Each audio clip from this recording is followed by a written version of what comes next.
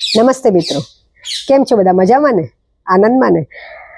આજે એક ફરીવાર એક નવા વિડીયો સાથે હું આવી છું અને જે ઇમોશનલ ઇનબેલેન્સની આપણે વાત કરી, તમે આગળનો વિડીયો જોવો જ હશે તો તમને એના પર ખ્યાલ આવી ગયો છે અને મેં આપને વાત કરેલી કે હું એના વિશે વધારે વાત કરીશું. આજે મારી જોડે મારા મિત્ર નેહાબેન જોડાયા છે અને નેહાબેન ખૂબ સારા મારા મિત્ર છે. અમે ઘણા વર્ષોથી એકબીજાને જાણીએ છીએ અને ઘણું બધું અમે આદર્શ અમદાવાદમાં જોડે કામ કર્યું છે અને એ પોતે પણ પેરેન્ટિંગમાં બહુ સારું કામ કરી રહ્યા છે.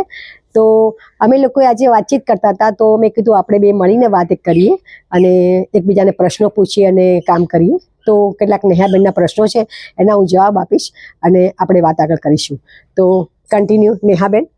જી નમસ્કાર મેમ. આજકાલ લોકો ઇમોશનલ ઇમ્બેલેન્સની વાત બહુ કરે છે, ડિસ્ટર્બ હોય છે ઇમોશનલી, એવું મેં ઘણી જગ્યાએ સાંભળ્યું છે. તો આ છે શું ઇમોશનલ ઇમ્બેલેન્સ? શેના લીધે થાય છે? અને કદાચ હું પીડિત હોઉં કે કોઈ પીડિત છે એની ખબર કેવી રીતે પડે કે ઇમોશનલ ઇમ્બેલેન્સ છે?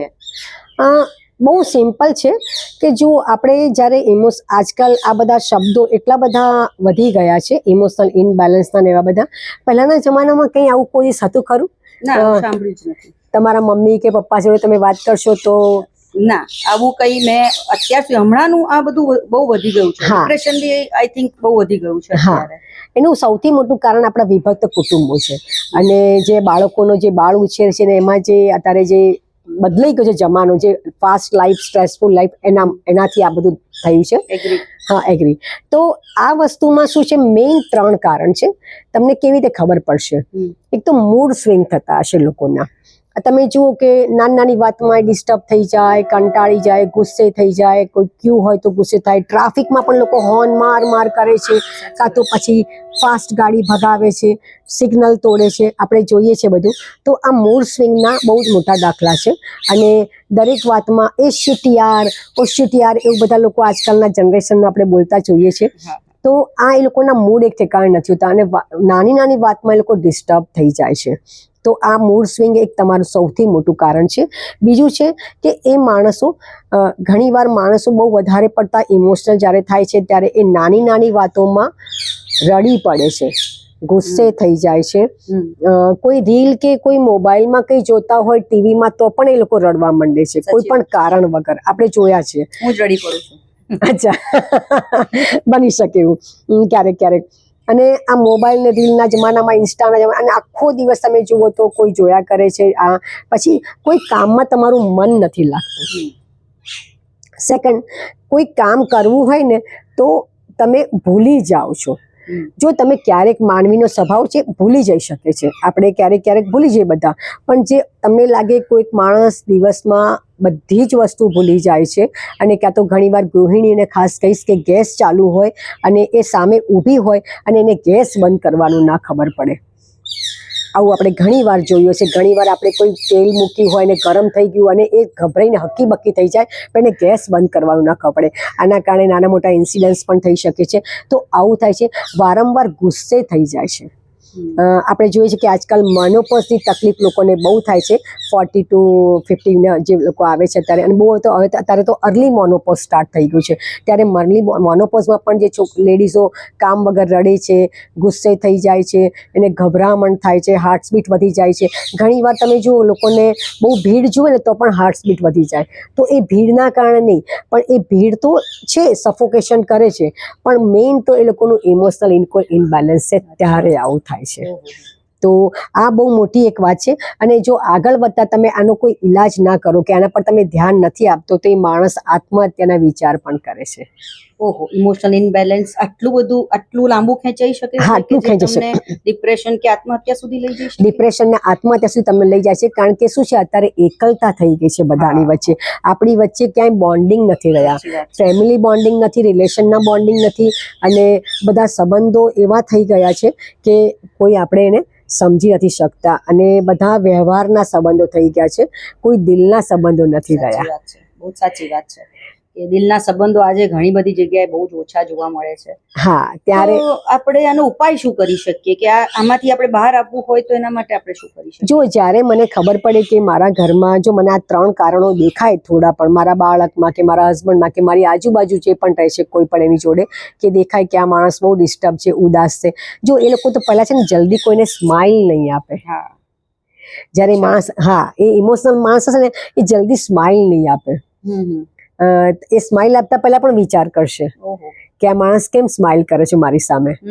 એને 10 વિચાર આવતા હશે કે આ મેં કે આમ કપડાં પહેર્યા છે તો મારી સામે આ સ્માઇલ કરે છે, કે મને ઓળખતો નથી ને કેમ સ્માઇલ કરે છે, કાં તો પછી કંઈક એમને મને શું સ્માઇલ કર્યું હશે મને શું ખબર. બને છે અને હું એની સામે સ્માઇલ કરીશ તો એ મને શું રિસ્પોન્સ આપશે. તો આવું બધું એ વિચારે છે. તો અત્યારે આવું શું કરીશું આપણે, ખાસ તો આપણે એક તો આપણને જ્યારે લાગે ત્યારે એને ઓલવેઝ સ્માઇલ આપી અને એને સામેથી બોલાવવાનું રાખીશું આપણે કે, અને એની જોડે થોડા કનેક્ટ થઈ અને એની સાથે વાતચીત કરવાનું રાખીશું. અને જો મને ખબર પડે કે હું ઇમોશનલી થોડી ઇનબેલેન્સ છું તો હું શું કરીશ, તો એ વ્યક્તિને આપણે સુઝાવ કરીશું કે તમે સવાર સાંજ ચાલવા જાઓ. હા, પણ કેવા વાતાવરણમાં ચાલવા જવાનું છે? ઠંડા વાતાવરણમાં, તડકો આવે પછી ના જશો. વહેલી સવારે તમે ચાલવા જાઓ ત્યારે વાયુ સ્નાન એ ખૂબ સારામાં સારું એક આનું કારણ છે, કારણ કે વાયુ છે ને એ મન જોડે કનેક્ટ છે. વિચાર વાયુ થાય છે આપણે જેને કહીએ છીએ, એ સાંભળ્યું છે. હા, એટલે વાયુ, એટલે જ્યારે તમે વહેલી સવારે નીકળો છો ત્યારે તમે વાયુ સ્નાન કરો છો ત્યારે તમારા વિચારોને કંટ્રોલમાં લાવે છે અને એ માણસ વધારે પડતો વિચાર કરતો બંધ થાય છે ને ધીમે ધીમે એ લાગણીઓથી પણ શાંત થાય છે. અને તમે સવારે તમે જશો વહેલા ઉઠીને તમે થોડીક વાર પણ આકાશ સામે જોતા રહેશો ને તો પણ તમારું મન શાંત થશે. કારણ કે સવારે શાંતિ બહુ હોય છે અને આપણું મન પણ શાંત હોય છે, કારણ કે આખી રાત આપણે આરામ કરીને, અને ત્યારે ટ્રાફિક પણ ઓછો હોય છે. તો બગીચામાં ટહેલવા જાઓ, રસ્તા પર ના ચાલશો, પાછો તમને સ્ટ્રેસ હશે કારણ કે કોઈ ગાડી આવતી હશે, સ્ટ્રેસ હશે, તમે હોર્ન વાગશે, આ થશે, તમે કોન્શિયસ થઈને ચાલશો. જ્યારે બગીચામાં તમે આરામથી કુદરતનો નજારો લેતા લેતા અને શાંતિથી ચાલી શકશો અને તમને મન પણ પ્રફુલ્લિત થશે, પ્રકૃતિ જોડે તમારું માઇન્ડ. તો તમે એવું કરવું જોઈએ. સેકન્ડ છે કે તમારે રાત્રે સૂતા પહેલાં મોબાઈલ અને ટીવી જોવાના અડધો કલાક પહેલાં બંધ કરી દો, કારણ કે મોબાઈલ અને ટીવી એ બંનેની બ્લુ સ્ક્રીન જે છે એ તમને તમારા બ્રેનને એક્ટિવેટ કરી દે છે અને તમારી ઊંઘને એ પાછી ઠેલે છે. હવે રાત્રે જો તમે શાંતિથી સૂઈ ગયા હશો ને ત્યારે આપણા શરીરની પેરાસિમ્પેથિક સિસ્ટમ છે ને એ સ્ટાર્ટ થઈ જાય છે, જે આપણા શરીરના દરેક પાર્ટને ફરીથી એનર્જી આપે છે અને દરેકથી રીજનરેટ કરે છે. આખા દિવસ દરમિયાન આપણે જે એનર્જી વાપરીએ છીએ એ સિમ્પેથિક સિસ્ટમ દ્વારા વાપરીએ છીએ અને એ વપરાય છે, રાત્રે એને રિકવર થાય છે. તો મારે શું કરવાનું છે કે શાંતિની મારે ઊંઘ લેવાની છે, સ્ટ્રેસ વગરની. તો મારે ટીવી અને મોબાઈલથી દૂર થવું પડશે અને રાત્રે સૂતી વખતે કાં તો તમે ભગવાનનું નામ લો, કાં તો તમે કંઈ નામ લખો, કાં તો તમે કંઈ હળવું સંગીત, મ્યુઝિક સાંભળો.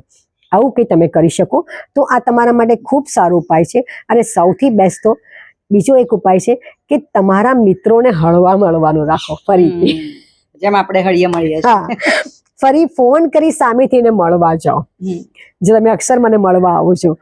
પ્લસ તમારા કોઈ શોખને ફરી જાગૃત કરો. સાચી વાત છે. તમે બાળપણમાં ઘણા બધા સપના જોયા હશે.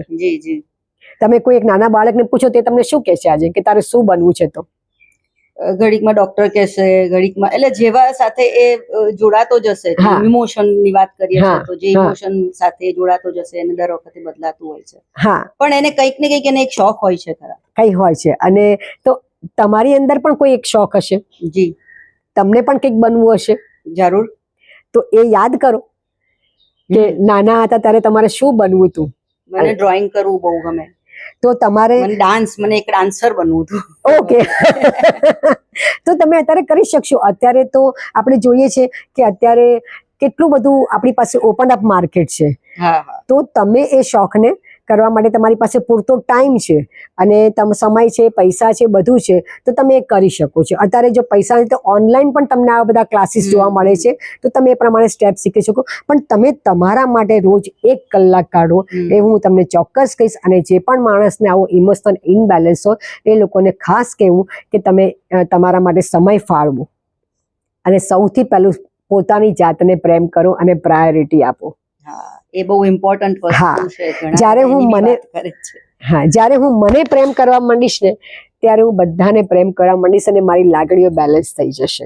બરાબર છે. તો આપણે અહીંયા આગળ આ સંવાદ પૂરો કરીશું. જી. ફરી એક નવા ટોપિક સાથે ફરી એકવાર મળીશું આપણે નેહાબેનને. નેહાબેન પાસે ખૂબ અખૂટ ખજાનો છે અને આપણે બધા જાણતા રહીશું એમની જોડે અને મળતા રહીશું ફરી એકવાર. તો નમસ્તે મિત્રો. નમસ્તે. આપને મારી આ ચેનલ ગમી હોય તો લાઈક કરજો, સબસ્ક્રાઇબ કરજો અને આપને પણ કોઈ જો આવો પ્રોબ્લેમ હોય અને હોય પ્રશ્ન હોય તો મને કોમેન્ટમાં પૂછી શકો છો. ચોક્કસ આપને જવાબ મળીશું. તો ફરી મળીએ છીએ, ત્યાં સુધી ખુશ રહો, સ્વસ્થ રહો અને મસ્ત રહો. નમસ્કાર. નમસ્કાર.